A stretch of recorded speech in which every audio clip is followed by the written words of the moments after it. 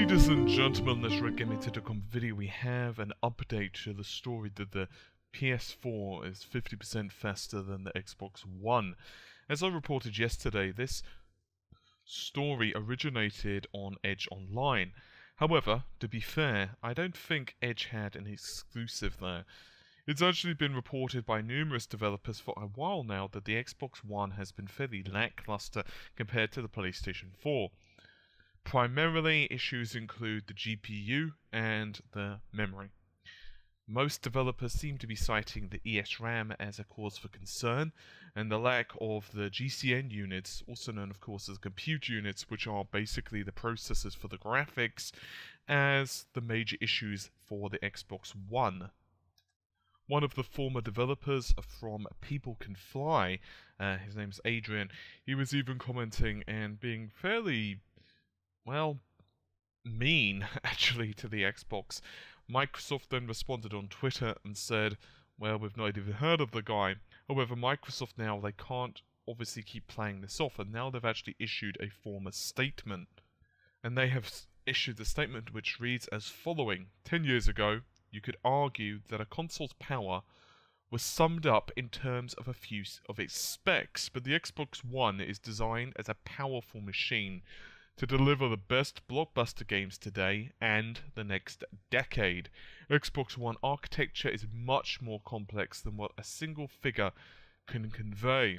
It was designed with balanced performance in mind, and we think that the games we continue to show running on near final hardware demonstrate the performance. In the end, well, let the consoles and their games speak for themselves, end quote. Also up today, you'll notice another video from Albert Pinello. This is my final analysis video based on the quotes he's given. And I think the issue that all gamers have is Microsoft continues to say, well, you can't judge a console based on a few specifications. On paper, for example, the PlayStation 3 was noticeably better than the Xbox 360, primarily on the CPU side of things, right? The CPU side of things, the Xbox 360 was supposed to be worse, and, you know, the cell processor was supposed to be this miracle CPU.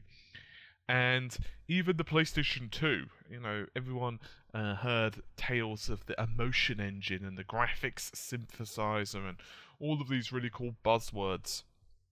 The reality of the matter is that, of course, once the systems were released, the Xbox, the original Xbox came out, and of course was better than the PS2, and so on. However, the differences that everyone will agree with is that those previous generations, the Xbox 360, the PS2, even the SNES and Genesis era, there were some distinct large differences with the architectures. Either the processors were completely different, or the memory systems were different, or the graphics were from different manufacturers, or the bus layout was completely different, or something. In other words, there was several inherent differences between the specifications. And obviously, we are not in a situation where both systems are exactly the same, and the only difference is one has a Sony logo, one has a Microsoft logo, and that's it.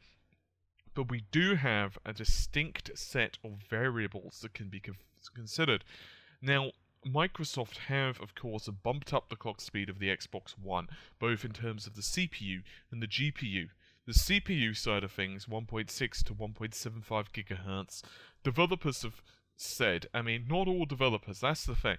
For example, a developer might say, well, you know, the clock speed increase makes absolutely no difference, but that's from their perspective based on their games and from their perspective right now.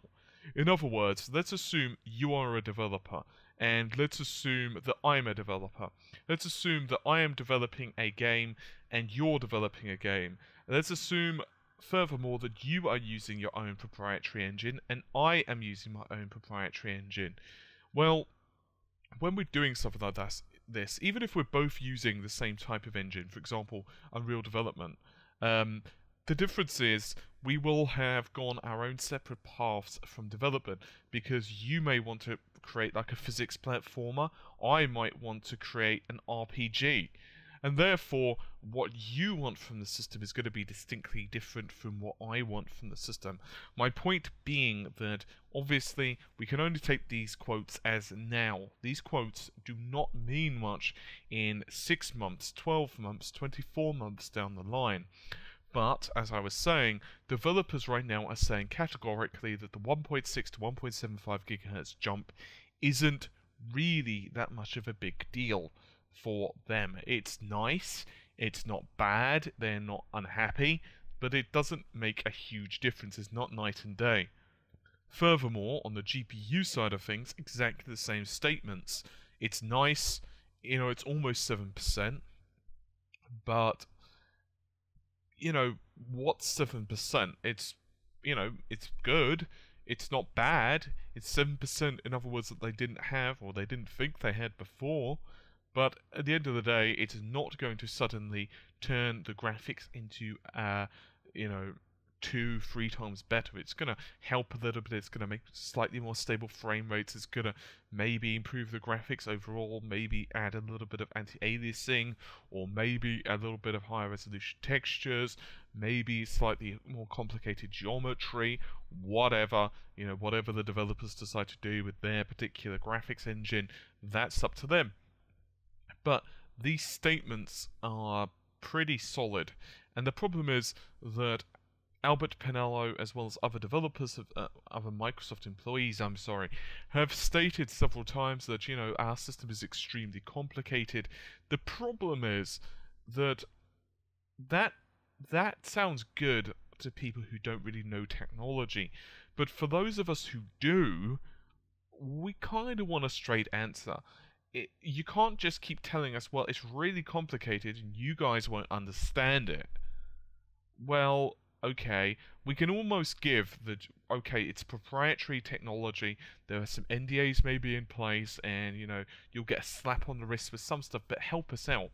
I mean, one of the classics that I even discussed today in my Albert Penello video, I might as well bring it across, is because, well, one of the big issues with the ESRAM, and I'm going to ignore all of the inefficiencies and the size of it just for a moment, but one of the big ones is the 102 gigabytes per second. Then, of course, obviously they raised the clock speed up and it went to 109. Everyone understood that, but it was still quoted at like 204 gigabytes per second, and people were like, well, that doesn't really make sense because, that's not 109 times 2.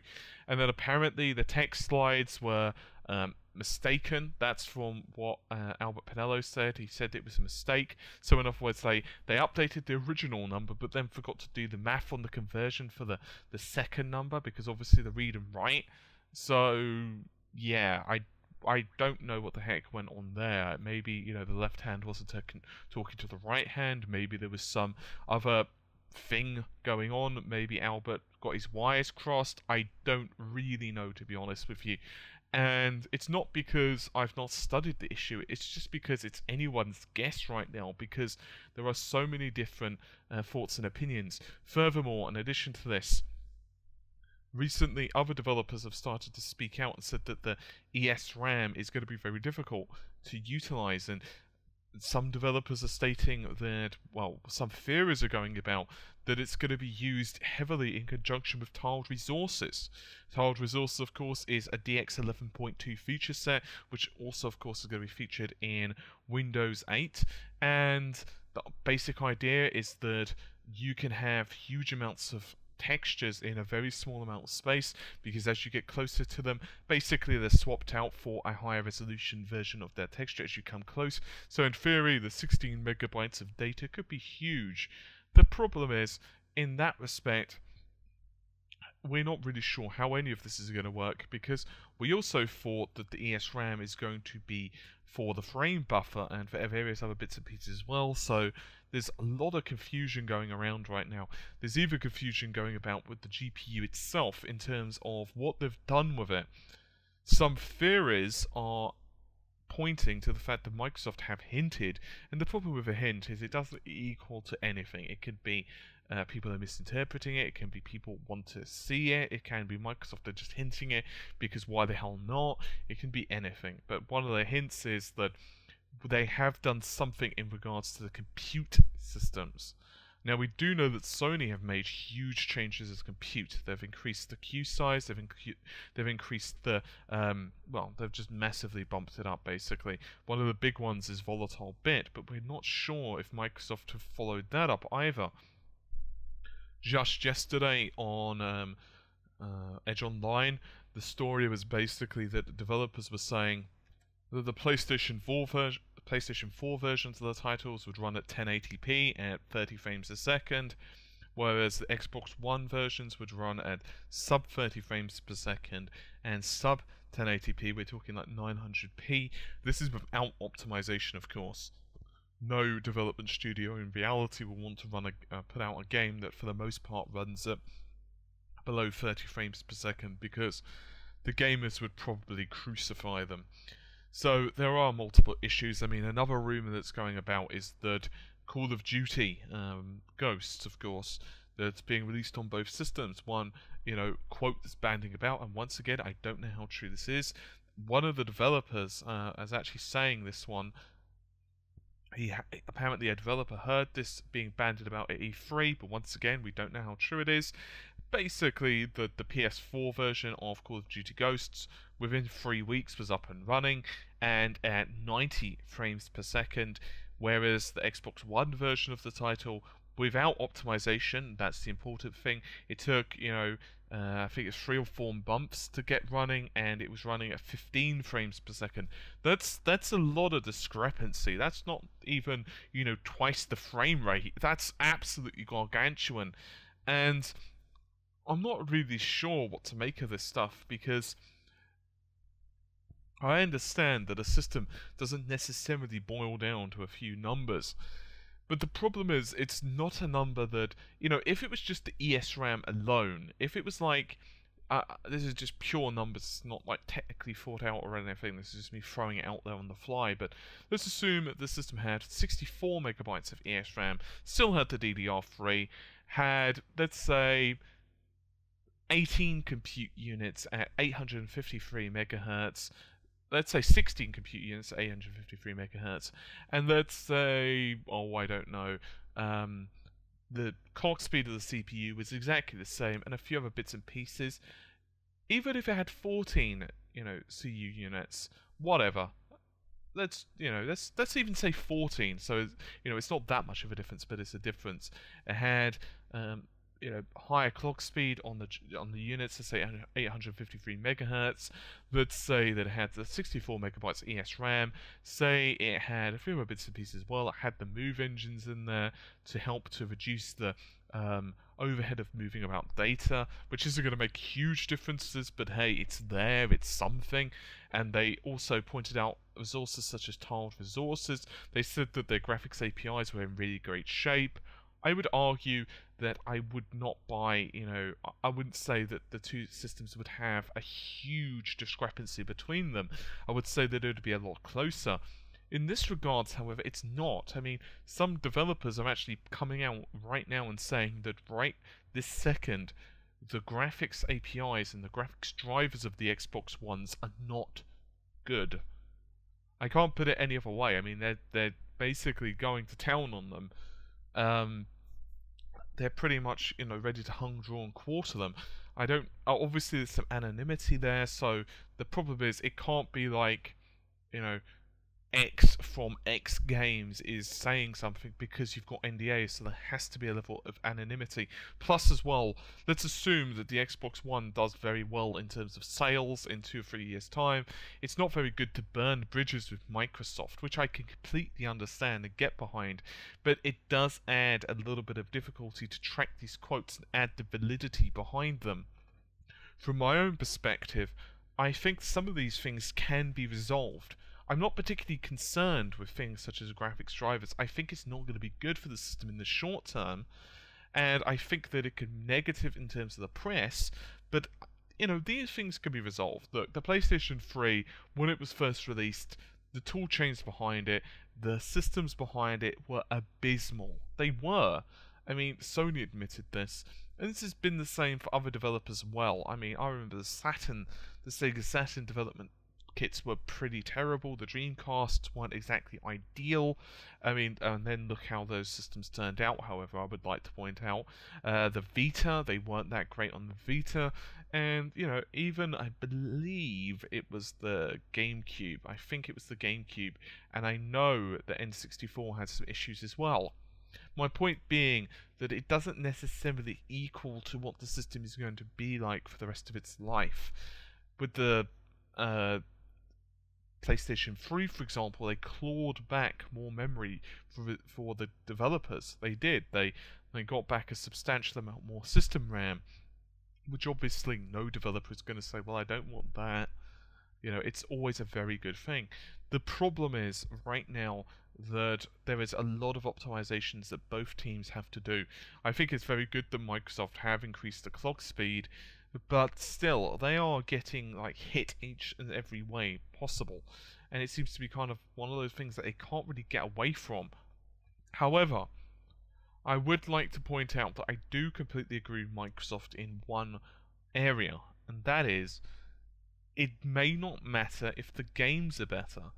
Because, look, the bottom line is, the PlayStation 2 was technically inferior to the GameCube. That's just a given. Everyone knows that. And we all know what happened to Resident Evil 4 on the PlayStation 2. It was not good. Now, I know what you're going to say. How do I know that? I mean, you know, the Resident Evil 4, it looked okay on the GameCube, on the PlayStation 2. Yeah, okay, check out the GameCube version. The difference is, I wouldn't exactly say night and day, but you could definitely say that they've made some compromises. The PlayStation 2 version of Soul Calibur, for example, had some issues. The GameCube version ran beautifully. The original Xbox version ran really pretty as well. I even think it had 720p support. Don't quote me on that. But, you know, the bottom line is, it didn't matter. The PlayStation 2 could literally have been powered by a gerbil on a wheel, and developers would have made do because the PlayStation 2 sold so well. And so it's the games and it's the sales, and developers will make do, to be honest with you, with the hardware. The problem is, I think for some people, the Xbox One's already had a bit of a shaky start. The whole deal with it thing with the Xbox One didn't go too well. I'm personally hoping the Xbox One does do quite well in the marketplace. I don't want a situation where the PlayStation 4 dominates, because it's not good for anyone. Competition is good for the marketplace. It also means that from the perspective of third-party developers, that there's going to be more money to be made. Because some people just will want to buy both systems. Some people will not want to buy a Microsoft product. Some people will not want to buy a PlayStation. Whatever reason, I don't know. Maybe, you know, I don't know, a system fell on them when they were young or something and hurt their toe. I don't particularly know. Regardless of the fact, you know, some people really do stick to this loyalty.